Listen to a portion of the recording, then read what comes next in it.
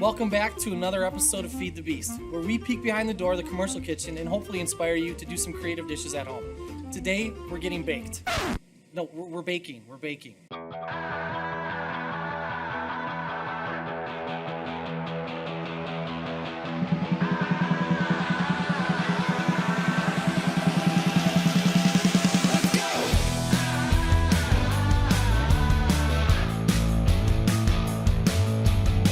So let me tell you what we got going on the table today.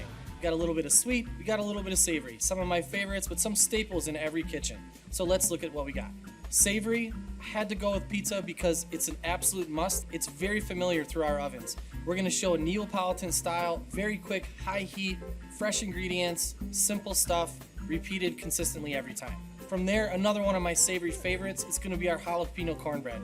Add a little bit of cheddar, add a little bit of hot honey in there, and some fresh jalapenos. This cornbread is a perfect side dish to any kind of savory protein you got on the table. And to round out the savory today, one of my little favorites is a pot pie. Classic dish, something that can be made ahead of time, something that needs to be done the same way over and over again in a quick, hot atmosphere. Perfect application for a CTX. And now we're on to the sweet. Start your day off right with a scone. So I love to do a lemon poppy seed scone. Very simple. Finish it with some drawn butter afterwards. It's a knockout recipe every time. From there, the homemade chocolate chip.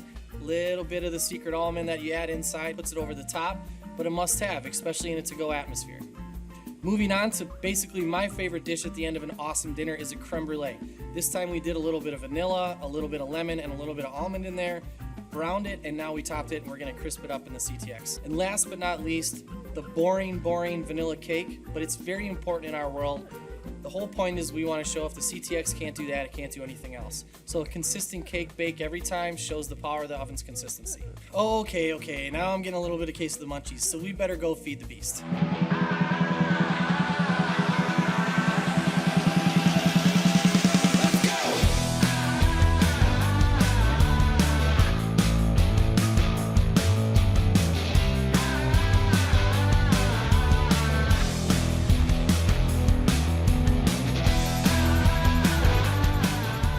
You always think about the CTX, traditionally people are using it for proteins and other high volume things like pizza.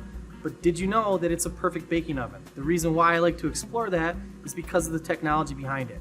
The 4 zones of static heat, independently controlled, really allow you to set that static, heavy, and dry heat that you really want to do to perfect your baking elements.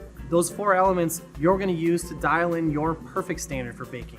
That high intensity dry static heat is a perfect environment for that recreation of traditional baking environments. And one of the other benefits, apart from the 4 independently controlled zones, is the fact that production now takes a whole step. Moving into the automated system, as opposed to traditional environments, your baking is actually moving now. That real estate is actually on the move. Therefore, upping your production and keeping your consistency in line with what you need. By working vertically as opposed to all the way across the kitchen, you can shrink the labor's footprint and allow them to be very efficient in front of one stack of equipment itself, therefore really upping your volume in that situation. It's also important to know that the CTX is known for high heat, but the zones are controllable for you to really find that gold standard. The automated belt helps you with production and speed, but those 4 zones really help you dial in exactly what you need. Not too violent and not too little, but just exactly right.